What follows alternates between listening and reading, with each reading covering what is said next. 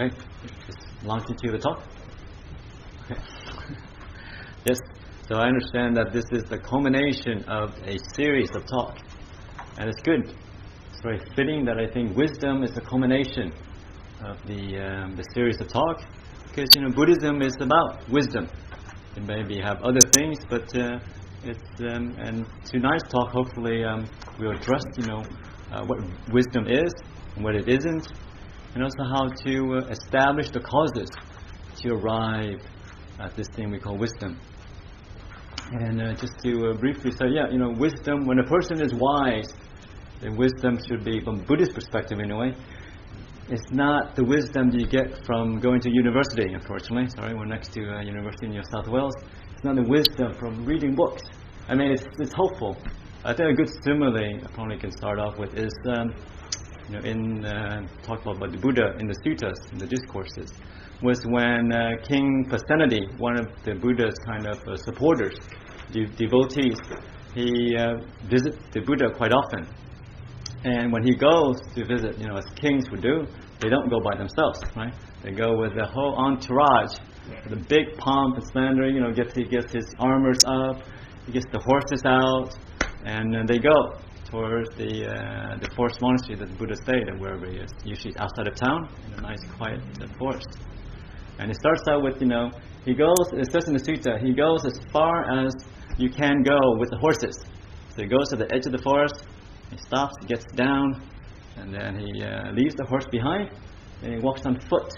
He walks on foot towards the monastery, and then he gets towards the Buddha's kind of, the hut. And then he leaves his men behind, because 500 men makes a lot of noise, so they don't want to disturb the Buddha. So he leaves the men behind. He comes approaches the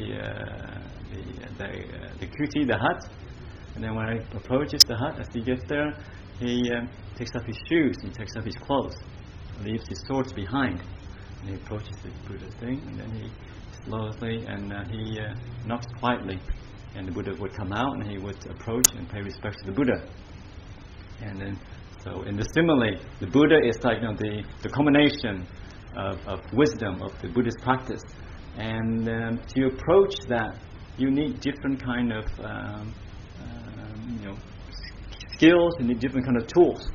And certainly, and this is where reading and reading books and thinking has this place. It's not like it's it's not like it's useless. Sometimes in Buddhism, don't think, you think too much, it causes a lot of suffering. It does, but there are good ways to use the mind. If you're prone to thinking anyway, and certainly reading what the Buddha taught, reading what the great masters taught, it's certainly a good start. It tells you a direction where things, but ultimately you can't get there by just reading. The reading is a get start. So you need the horses, but then after that, you get a bit closer, and then you start to think, ponder about these teaching. What does it mean? So that getting a bit closer, walk on your feet, but ultimately it's only through a still mind, through kind of realizing the teachings themselves, that we arrive at true wisdom. So wisdom is not something that that arises from a book. Even a wonderful book, even from the sutta discourses, the true Dhamma is not really there. The true Dhamma is something that each and every one of us realize through our personal experience, and usually the causes of that I'll go through later. It's like it's not through thinking, it's from not thinking. It's through a still mind when things clear up. And wisdom, Buddhist wisdom is wisdom that brings happiness. You can't be wise and be depressed. It doesn't work in Buddhism. It doesn't happen. Wisdom is wisdom to let go of suffering, wisdom to see things clearly. We only suffer, and this is the thing we pay attention to, we only suffer when we don't see things clearly. We only suffer because we crave, we desire things. So, and if you see things clearly, letting go happens. So you can't have a wise person and then you visit him and say, "Oh no, today I'm really depressed, I can't talk to you." No, it doesn't work. True wisdom doesn't work that way.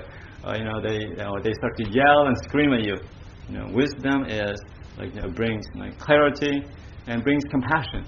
True compassion arises from deep wisdom. It's not something that you can will. It's not something you can wish. It's something you have to establish the causes of wisdom. Right? The causes of wisdom you've only heard over and over time. Since there's a culmination, there are things, foundation that has to be established. And in the Buddhist teaching is the threefold path.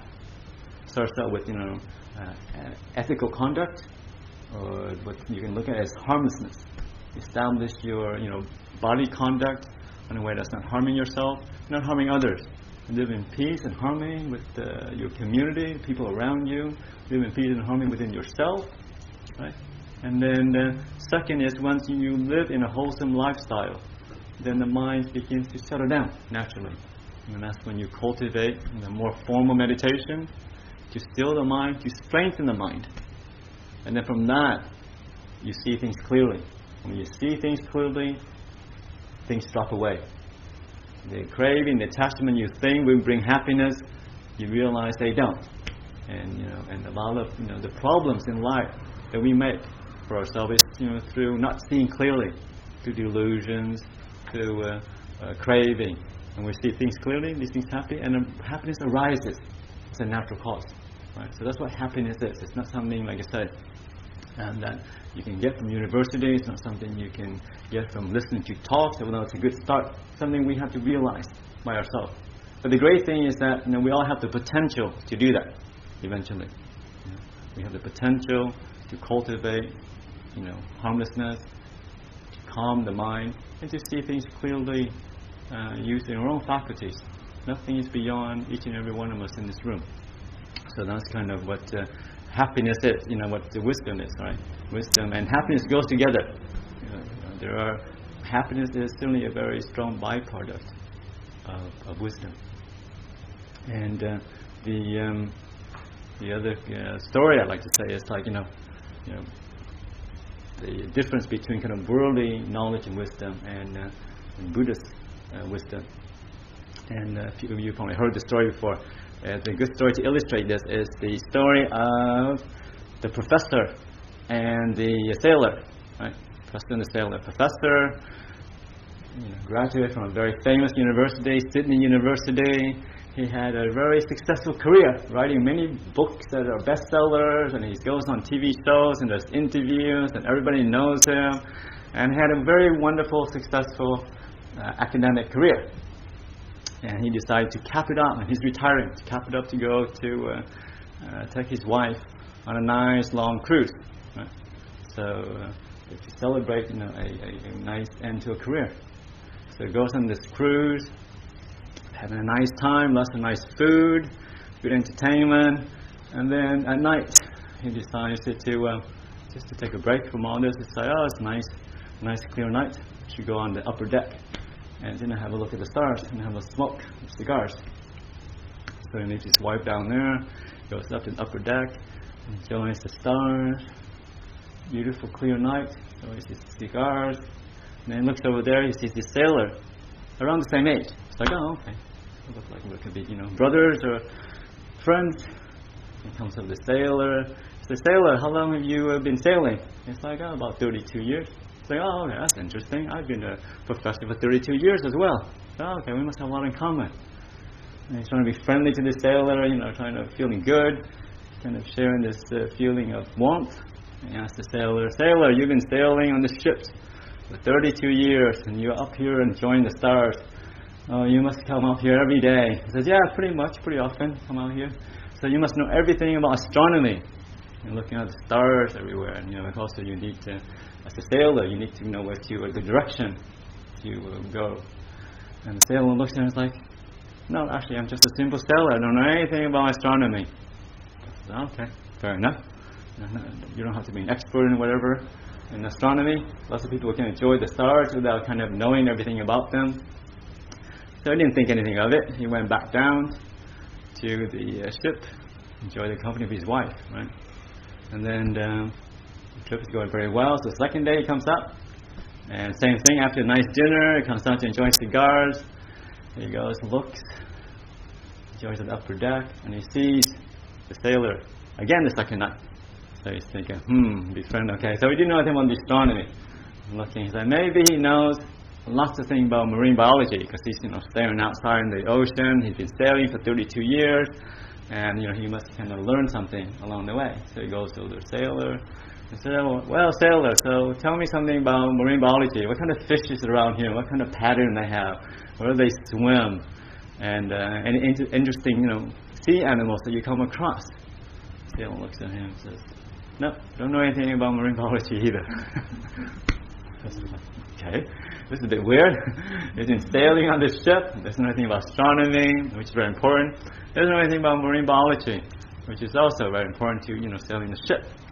I'm thinking, where am I going with this? And so the third night he comes out and sees the sailor and says, okay, astronomy is out, marine biology, and you must know something about shipbuilding. You must know something about maybe meteorology, weather. That's what it was. He must know something about meteorology, because the weather is very important. Weather patterns is very important to sailing. You must know. Sailors, you probably know by now. Predictably, he said, no, I don't know anything about meteorology. So the professor is really frustrated. It's like, what kind of sailor is this guy? He's been sailing for 32 years. Doesn't know anything about the what the professor thought is very important knowledges to know when you are sailing on a ship. And he's a bit peeved out by now because he's like, I'm professor, because he knows a lot. It's like, okay, tomorrow if I see this guy, I'm not going to talk to him. The fourth day, I'm just ignore him. I've had enough of this guy. He doesn't know anything. Sorry. And each time the sailor says, he doesn't know anything about the astronomy, doesn't know anything about the marine biology or meteorology. The professor was said, what a waste of a life, because he's been, spending all this time on here and doesn't know. So he said, this guy obviously, is really thick, waste of his life, not very curious about things around him. I'm not going to talk to him tomorrow. When I see him, so on the fourth night, unfortunately, he didn't have the opportunity to go up the upper deck. There's a major storm coming, and the ship was bouncing around. The professor was feeling queasy. He's going to throw up. He's not used to traveling a ship. He's like, he's pretty sick in his room, throwing up because he wasn't used to all this kind of turbulence. And halfway through this kind of delirium of trying to feel better because of this kind of turbulence from the storm, he hears that the ship is met with this horrific storm, and just like the Titanic, it's sinking, and that everybody gets to the front deck and gets to the trying to get some kind of escape the sinking ship. Professor starts feeling sick. Water's coming out. It's like, okay, I got to get up. So he runs out. Water's coming up. He runs down the hall. Everybody's leaving. He's like the last person because he was too sick to leave. His wife already gone, and she was smart. She left early. And then he runs by the wall and he passed the sailor. It's like, oh God, no, not the sailor again. And the sailor stops him. This time it's like, I'm going to run through it. The sailor stops me, Professor, you've been a professor for 32 years. You've written wonderful books, bestseller, and you know everything. Lots of knowledges. I said, but do you know swimology? You know how to swim? And I was like, no. He said, okay, bye-bye. And he goes on deck. Ship sinks. Professor dies. So what is the moral of the story? There are many interesting things to know in the world, right? There are lots of things we can study. We can study, the moon, the stars. We have so much technology and knowledge under our belt, especially in this modern day and age. We have the internet. Yes, but do we know swimology? Do we actually know how to survive? Do we know what's true happiness and suffering?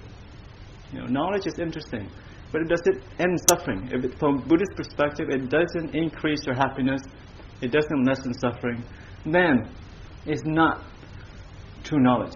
It's not true wisdom. And it's the same thing. So, just to remember that, whatever things we learn, whatever things we do, whatever things we can be involved in, ask yourself, is this going to lessen my suffering? Is it going to increase it? Is this going to lessen the suffering of the people around me? Or is it going to increase it? Yeah. And Buddhist wisdom is like, if it's true wisdom, it should. No doubt, no confusion, lessen your suffering. increase your happiness. And that's, hopefully it illustrates that. And yes, there is interesting things, but, do we know sumology?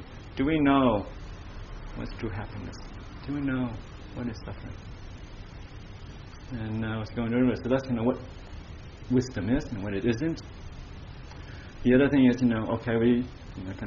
obviously is you're selling to a soul audience.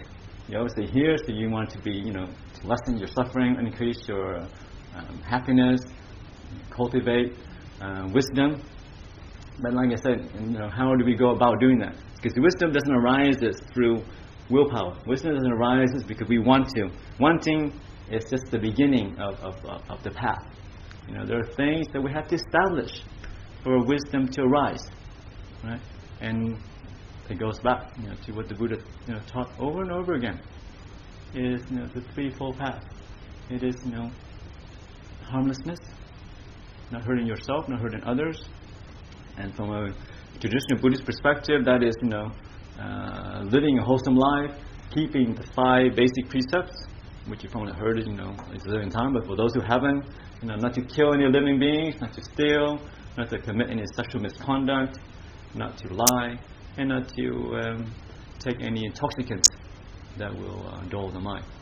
And that is the foundation of the path. That's the foundation of your harmless, your wholesome living.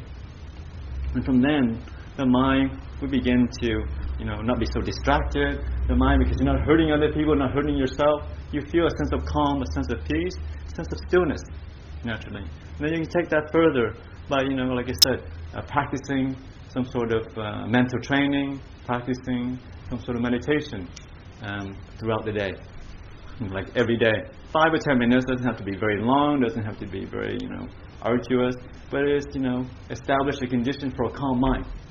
And then through then, when the mind is calm, then we see things clearly. We see where it is that we are distracting ourselves, where it is that we're increasing the complexity of our life. Because we live in, obviously, in Sydney, life in Sydney could be, very complicated, very complex.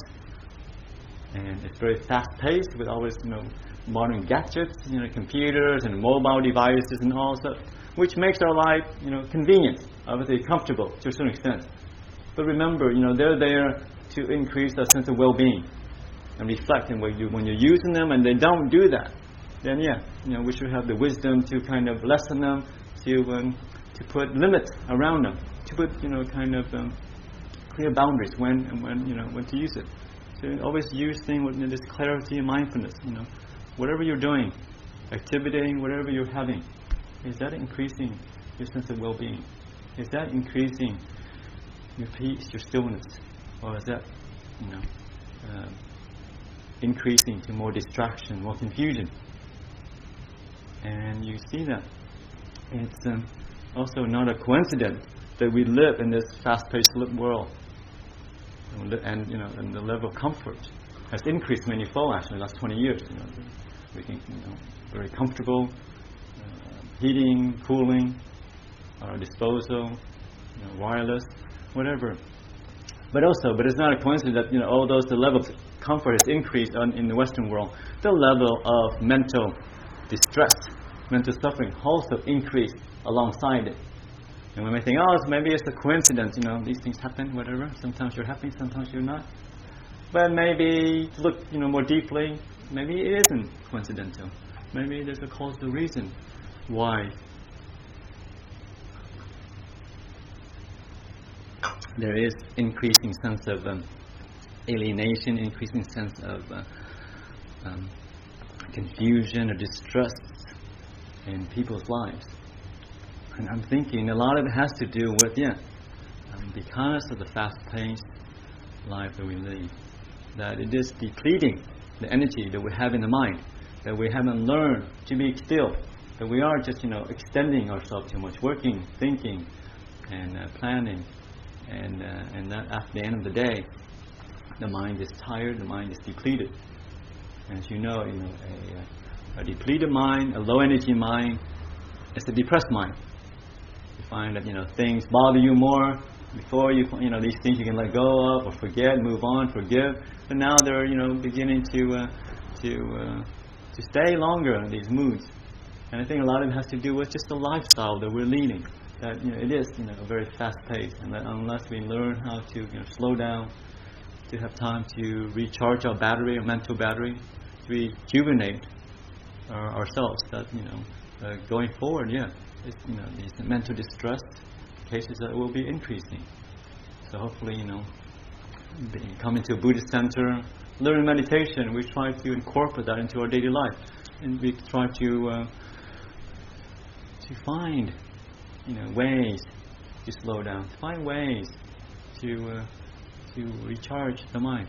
It's just like Ajahn, famous simile that Ajahn Tan gives all the time. It's like your mind is like your mobile phone. Everybody will get that one. And it's your batteries, you can only use it for 8 hours, and you have to recharge. Same with the mind. You can't expect the thing to keep on going for years and years, and just keep pushing it over time and overload it, and then expect it to function normally, to be healthy and to be kind of fully charged all the time. It doesn't happen. It doesn't happen with the phone. It doesn't happen with your mind. Right? So and that's important to keep, to be aware of, is that when we do deplete energy in the mind, it just becomes a bit harder, a bit more unwieldy. Buddha talks about all the time, kind of a still mind, is a bright mind, a buoyant mind, mindful of energy, and a distracted mind is kind of a dark, unwieldy, unworkable, and that is the sign. So when we do get into these states, then we can reflect. Okay, and it's sometimes we because of confusion, we make more of a problem. We think, it's my fault, I'm doing something wrong. Then we get more depressed because you think, can't do anything right. But it isn't. It's just cause and effect. You put in the right cause, stillness, mental training, harmlessness. You find that the mind brightens up. You have more happiness. You have more strength. And then you get worn down. You find you're making more mistakes, making more suffering for yourself, and just creating more chaos. So it's just nothing magical. It's nothing kind of beyond any of us. It's all within our own capacity to reflect, to use our natural intelligence, to see, what is it I'm doing? What are the causes am I putting into my life? Am I, adding the causes that would create a sense of well-being, or I'm adding to the causes that would create a sense of distraction, a sense of confusion? So that is kind of a way to establish the causes for wisdom to rise. Wholesome living, a bit of meditation, and occasionally coming to these Buddhist centers, meditation retreats, and then you find that when you leave, you see, you're happier, you see things more clearly. So that's the little talk tonight on the culmination of Buddhist teaching is wisdom. Wisdom, like I say, which brings happiness, wisdom which brings clarity. Wisdom that lessens your suffering for yourself and others around you. Okay? So I offer that for your reflection on this Tuesday night. Okay. Great. Okay, I've been told now is 5-minute break or something? 10 minutes? Yeah. Okay. And then after that we have questions and answers. Okay, yes, sure. If you will sit down.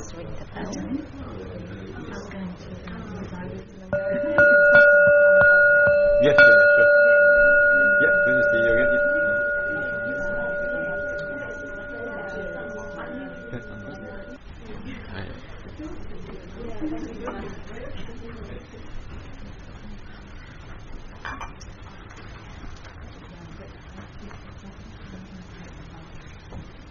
Okay, so welcome to part 2 of the talk. And now I get to stop talking for a while and take some questions. I'd like to know what attracted you to Buddhism. Well, not the haircut. Certainly not the rules either. There's a zillion rules that we have to keep. The first thing that two things, I think. Remembering back to either when I was a lay person looking around, and you talk to different monks and nuns, or meeting of the Dhammas, you might know, it's kind of haphazard and kind of things that come together. For myself, was visiting a Buddhist monastery at the time in Thailand, and talking to a monk, and the thing that made me curious was, initially anyway, he said that meditation, you were very good at meditation, but you can see the future. As you probably heard, my background was in banking, so that made me really curious. Right? I wanted to see what the stock's going to do tomorrow or next week. Which stock's going to go up? But the thing that kept me staying is, it was, when I went to the monastery in Thailand, Wat Phananachat, where the foreigners were changing, it was the kind of training. Was actually, that's the sincerity and integrity of the monks and the practitioners that I met. Because I, growing up Catholic, you read about, I'm not saying that obviously, all their fault, but there was a lot of scandals around with it, so I was kind of growing up very kind of very skeptical of things that, we, kind of authority, skeptical of different kind of organized religion. And then, so when I heard about, all these monks are following all these rules, celibacy, not money, I'm like, nah. Something's wrong. I'm going to have a look and see what really. I was thinking of writing a book about it, like one of those exposés. But no, the thing was, when I got to know the community, actually, I found out, these people are keeping the rules, and they are, obviously not perfect, but trying the best with the intention of, leading harmless life and training the mind. Always, you see that there are, manifestations of our own attachment, our own anger that comes up from time to time. But I think the level of integrity, level of sincerity in the some of the monks I saw really kept me interested in staying with it. Must have caused a stir when you left your corporate life. Yes, because during in Thailand, when the market tanked, they thought I was going a bit, cuckoo. Okay. Just go to the monastery, you'll be back. Yes. And then, needless to say, because I didn't have much contact of my corporate life after this, because they're moved on to their own kind of different path. And the other thing I was saying was that kept me staying as in the robes or continued training was actually meeting the meditation masters. Because obviously, on the one hand, working in the banking, you meet wealthy people, utterly wealthy, people, and powerful people, politicians, bankers who have a lot of power, a lot of influence, and looked like they had it all, from a certain perspective. And but then having worked closely with them, you saw that these people, the movers and shakers and people who had it all, didn't look like all that together. They were, certainly, full of anger, pride, and very sensitive, and full of suffering as well. Yeah. They were not very content with what they have. The people who had all this, the one with the biggest Bangkok Bank, was very afraid that other people might take him over. And people second bank wanted to be the biggest bank, so there's continual wanting, craving on, and there's lots of distraction and lots of things that they did that I wasn't so thrilled about. And then the contrast was that meeting these meditation masters who really follow those, had all these rules they had to follow by, no money, celibacy, and didn't have much. But they were very, very happy, very peaceful, and very kind of genuine, compassionate, caring. And that kind of made me think, what is it valuable? Quite a strong pull, I think, isn't it? That's the thing. And then you around these people, you feel like really, it's a deep peace. Whereas you're around the other people, you're just more nervous because you're sucked up in their own kind of energy. But it reminds me, a few months ago, there's a little snippet in the paper of Jamie Packer just saying how he's got a successful business life and his private life is terrible. Right. Yeah, sure. And that's it is true. Sort of comes it up, doesn't it?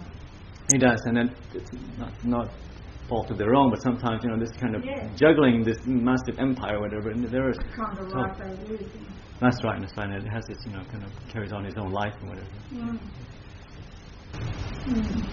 Interesting. Thank you. Yes. You mentioned like we talk about wisdom and like the goal is to increase happiness and reduce suffering, which I think is something worthwhile and something that would be good. But I don't know whether whether you follow like politics in Australia, but like our government is doing quite nasty things and like to refugees and things like that, and that brings pain to me, and I get involved in that and talk to people about it, and I don't know whether that increases my pain or suffering or reduces it, but if I ignore it, I can't either, because I want to reduce their pain as well. Sure. So I'm torn, like, do I prioritize? Because by being involved and talking about it, it's painful as well. And to read up and see how these people are being tortured and all by our government. So I'm not sure whether it's like, is it like a balance, or whether I should just ignore it, or... No, and not just refugees, like these governments doing all sorts of things now. Sure. I mean, governments, I think Australian governments are, not the best, but certainly not the worst. You can see a lot much worse examples around the world in terms of how people in power sometimes mistreat others who don't have the same amount of will, the same amount of influence. People who are disfranchised, who can't vote, who don't have a voice, like refugees or whatever, the poor or the homeless. But I think as practitioners, it's important to always, what you said, like, keep a balance. And while you can try to alleviate suffering around you, just make sure that you're not suffering along with them. In the sense that always nurture your own mind and heart. Take time out just to kind of center yourself and bring up a sense of contentment, happiness. Do what you can, but you don't have to suffer, because there's always more to do. So always not to suffer. It's good to empathize. It's good to kind of alleviate, but don't get so close that you get sucked into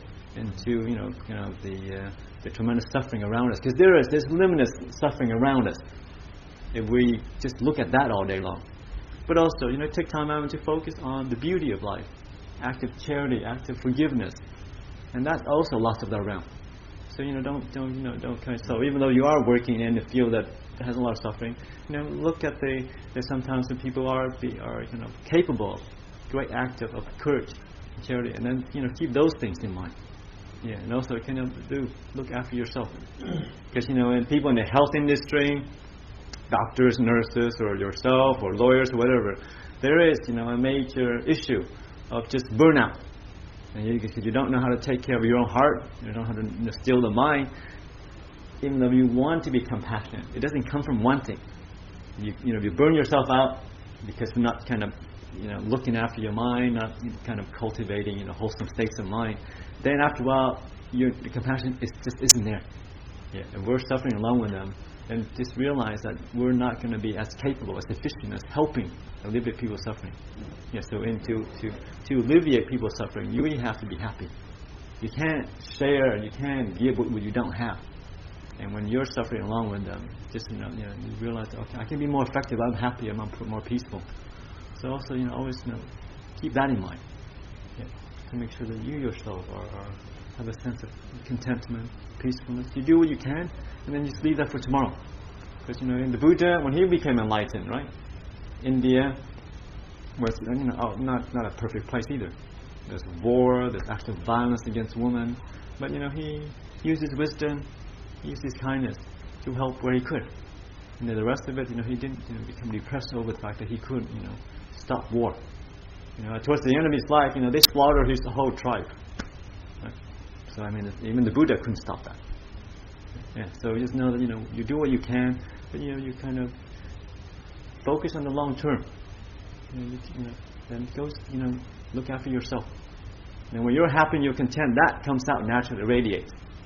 And you find that you can do more when you're happier, more peace. Aside from meditation, have you got some practical suggestions in terms of how to gain sort of, in terms of clarity and sort of wisdom, as you said, the chronology, were there even just particularly sort of little practical things that can be done in the workplace or at home or other? Yes, I mean, it just also to expand what we consider to be meditation. Many things we do are, in the realm of meditation. Just because you're not sitting with your eyes closed and sitting still in a quiet room doesn't mean you're not meditating. So the main thing is, throughout the day, just bring your awareness back to the body. And, the body, is a great way to ground ourselves. We're so much in our head, and that sometimes we deplete our mental energy because we don't slow down. But if you ground your awareness in the body, you can't go too far. It's a way to also kind of, the body is kind of a reflection of the mind. When we get nervous, we get tense, the body becomes more tense in different parts. So always, bring it back to the body. Where am I? What parts of my body are tense or tight? And there's always something. So learn to relax those things. Relax the different parts, your shoulders, your jaw sometimes, chest, stomach area. Learn to relax that. And you find that your mind doesn't race up. Because sometimes when we get into a kind of a habit, we get into kind of a problem, and we start to spin around, and we increase the amount of confusion by just thinking, and worrying about it, and it depletes more energy. But if you can go to the body, and those two things, it kind of slows the mind down because it's just relaxing the body, which is tensing up. And then once you relax the body, it calms the mind down. And then the other thing is you're not thinking about that problem so much, so that becomes more manageable. Yeah. So just go to the body. When you're walking, just put your emphasis on moving your leg, your foot. Yeah. So just go to the body where you can, and just don't be afraid to take 3 deep breaths.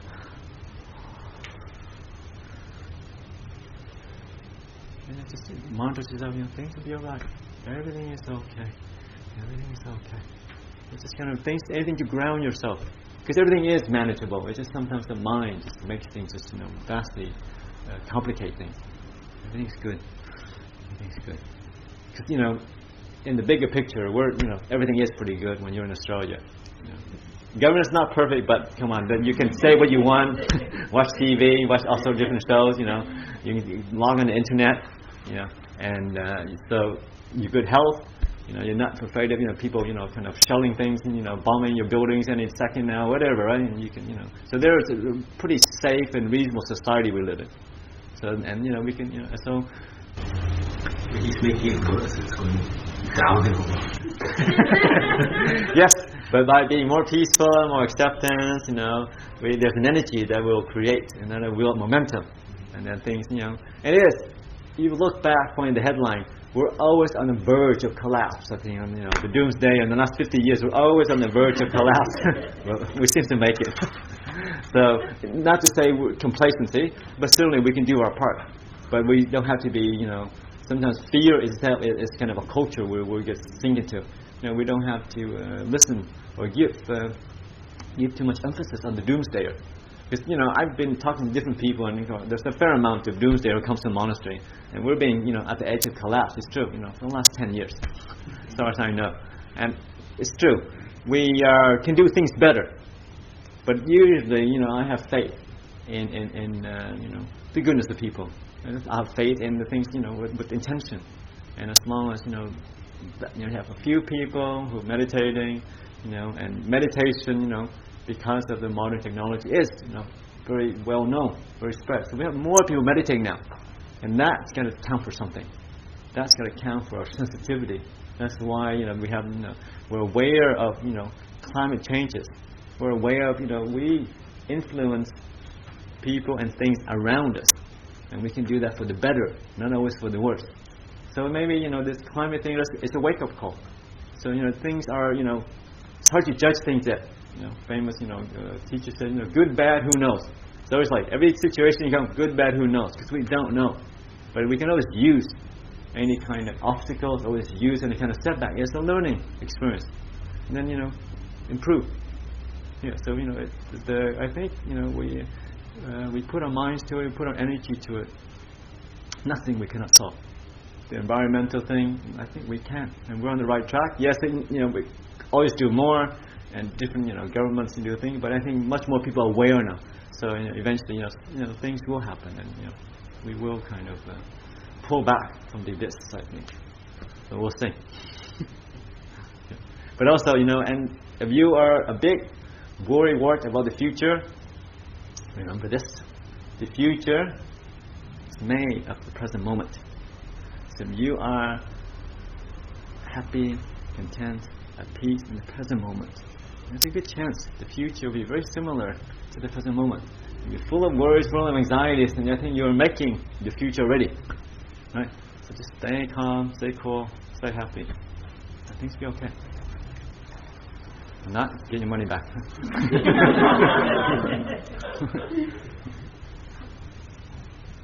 Any other questions or comments? Yes?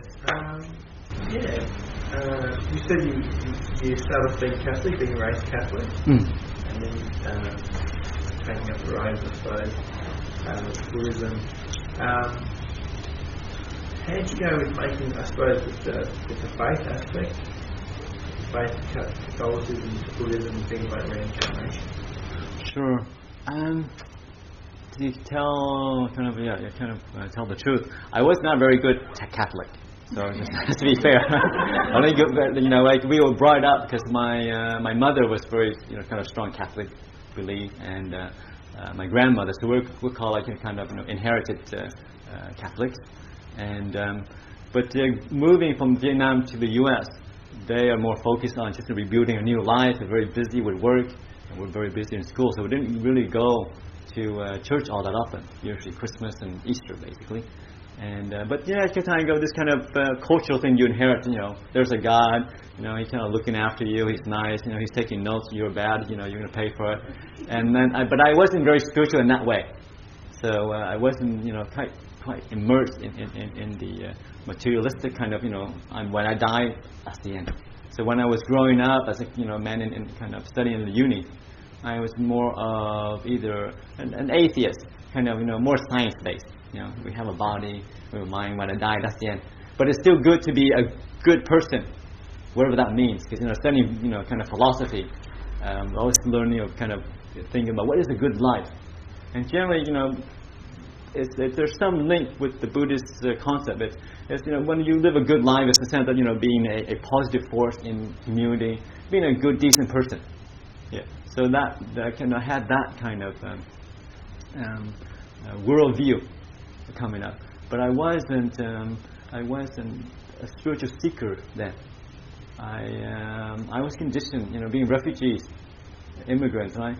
Your condition is, not to find a way out of suffering. Your condition is, to get a job in Wall Street, to be a doctor, to be a lawyer. That's what immigrants are conditioned. That's why you have so many, kind of these kind of things. And because that is equated with happiness. They said, we risk our life, to go on, to leave Vietnam, to go to the U.S. so that you can have a better life. A better life means, houses and cars and whatever the material stuff that goes with better houses, because that was equated with happiness. But then when you start to accumulate some of those things, so-called happiness, you realize, okay, yeah, it's not kind of nice to have a nice car, nice, live in a big apartment, but it doesn't. Not everlasting happiness. It's not like the Brady Bunch. I wasn't happy all the time, certainly, and then a certain amount of stress that came along with having and acquiring these things. So that started to shape my worldview. Yeah, that's right, because these things aren't cracked up to what I would tell. And it's always you'll be happy when you get this. Oh, no, I'm not really happy. And there's even more annoying. They already tells you when you get the blues or whatever, because you're kind of tired or the mind goes into this certain mood. But you should be happy because everybody wants what you have. Like, nothing depresses you more when you tell me that. So luckily for me, that's when kind of things I started to meet with the teachings of Buddhism, and to realize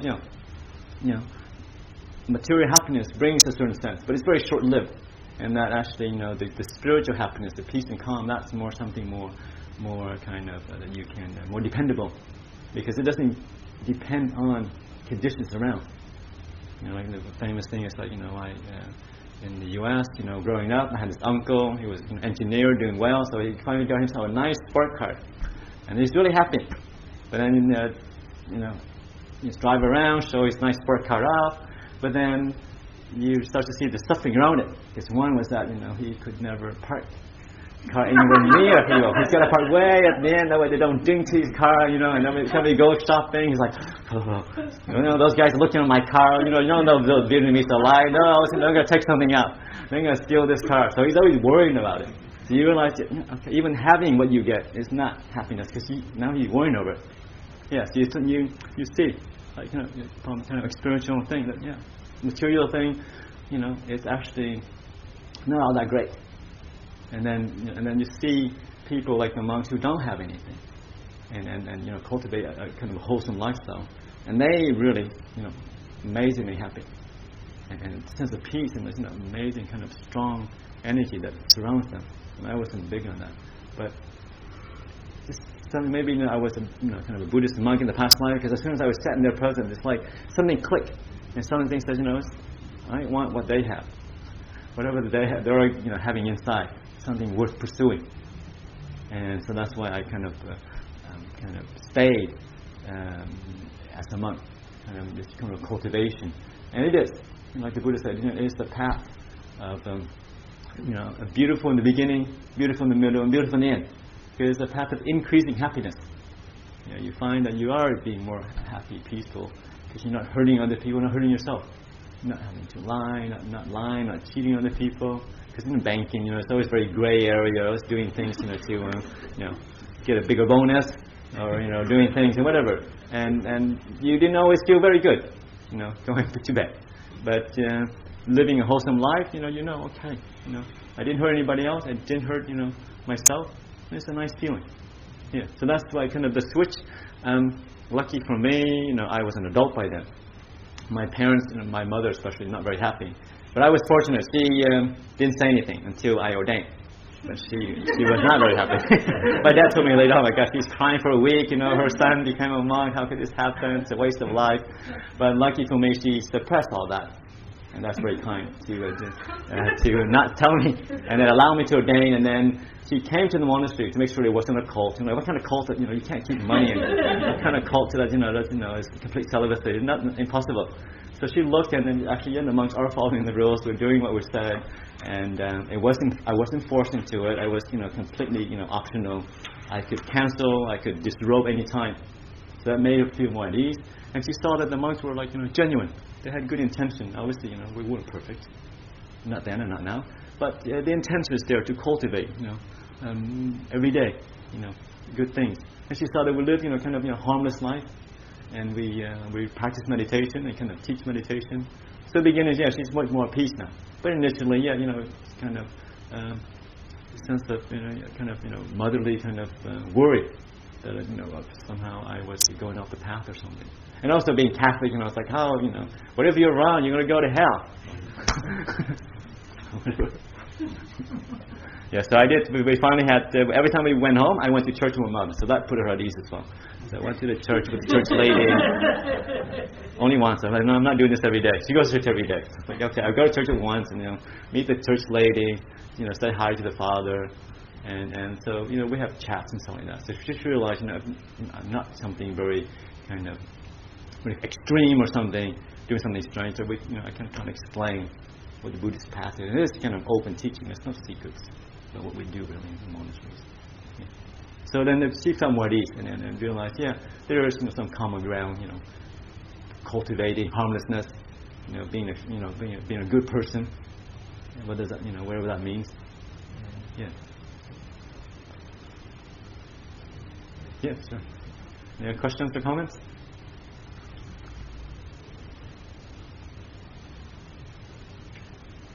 Well, in the meditation side of things, I've had a lot of trouble developing concentration, and I'm just wondering if thoughts and concentration are mutually exclusive, or can you be in a state of concentration to some extent and still be getting thoughts?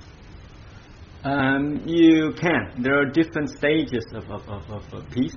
Sure. And certainly, and it's true. And sometimes we have to be careful because we do seem to set up this kind of tension, adversarial role between thinking and still. I can't meditate. Thinking the whole time, wasting my time. Sometimes that's not so helpful. Yeah. So I think sometimes, when the mind is racing, you just more important to put the emphasis on this kind of ability to make peace. Stillness doesn't come from squashing the mind. Stillness doesn't come from like forcing on the breath. You can get it to be on the breath, but that is not sustainable. You use that much willpower. You get a headache. Samadhi headache is a common phenomenon, unfortunately. Right. Yeah. That's why we get kilos of Panadol. They think almost getting. No, we're not getting any headaches. You do it properly, you're not getting headaches. Right. And that's telltale sign of too much force. So it's more of making peace. If you are kind of thinking a lot, just allow to think. That's the thing. If you push it away, it comes back stronger. But just watch it. It fades on its own. It's more like kind of a gentle focus. Yeah. And it's a good simile. It's like when you're watching a TV, right?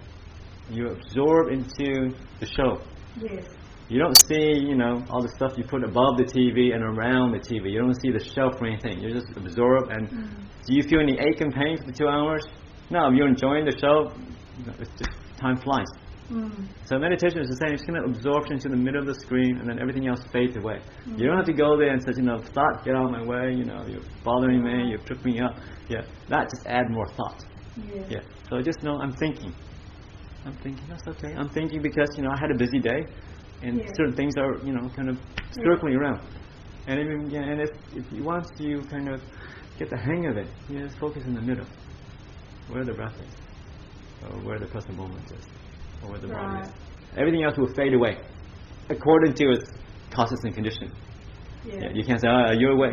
Are you gone yet? Are you gone yet? No, it doesn't work either. It fades away, and then you realize it's not there. Sometimes you get up, wow, that was a bit breath. I don't know how I felt. Yeah. So meditation is the same. Like it's more of an art. That's why, and it's different for different people. Yeah. So don't be kind of shy to experiment.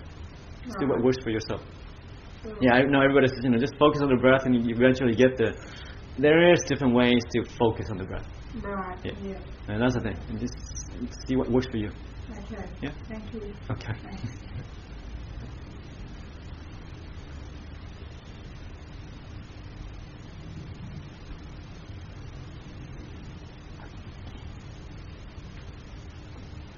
Questions or comments?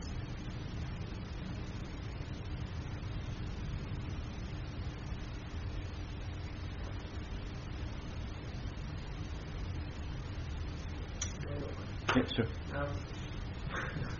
What do you think the hardest thing that being Buddhist?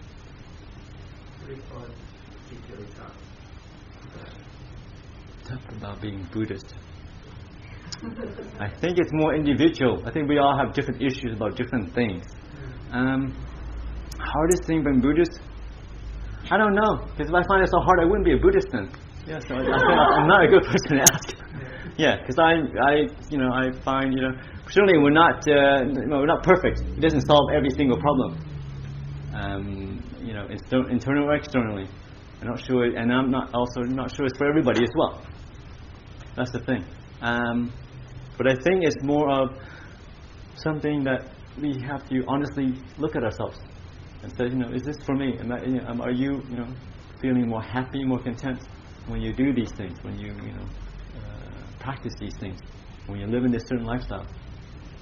And if it doesn't work, it's true. And that's why I'm very pragmatic. Then change. Be a Muslim, be a Catholic, if that works better. And that's why, like I said, I was very careful not to try to, convert my mother. Because I know that, she's been a Catholic all her life. It only brings confusion. So if anything, trying to encourage her that, be a good Catholic. And also kind of encourage her to more wholesome things. Like when you pray, don't pray for things. Pray for, for qualities. Pray for the well-being of other people. Don't pray for, win the lotto or whatever silly things that people pray for. That doesn't really help. Yeah, or so also instead of praying, wanting things all the time, even, wanting to well-being, wanting, praying for the people who are sick and all that. That's a good, then, it's a good intention. But also to reflect on what all the things that God has given you. So give thoughts to gratitude. Because sometimes when we pray for things, we're looking for what we're missing. We want more. But sometimes things are thoughts of gratitude. It feeds the mind on I already have enough, and the things I have are wonderful. Yeah. So, but it's true. Being a Buddhist, like I said, really it's an individual thing, whether we are Buddhist or whether we are following any kind of practice. And just ask yourself, is it working? Yeah. So, I don't know. What is your hardest thing? Are you Buddhist? Oh, okay. So you can't answer what's hardest thing from being Buddhist. Right? Yeah, sure. And the good thing is you don't have to be Buddhist to do any of the practice, right? You don't have to be Buddhist to meditate, certainly. Because it's more like yoga. Anyone can train the mind. And Christians, Catholics, my mother, very happy point out, we have meditation too, So it's true. There's certainly Catholic have meditation. Yeah. And I think our tradition, you look close, they have different forms of meditation. They call it different things, contemplation, or just being with God. This idea of just surrendering. All different types of, training the mind.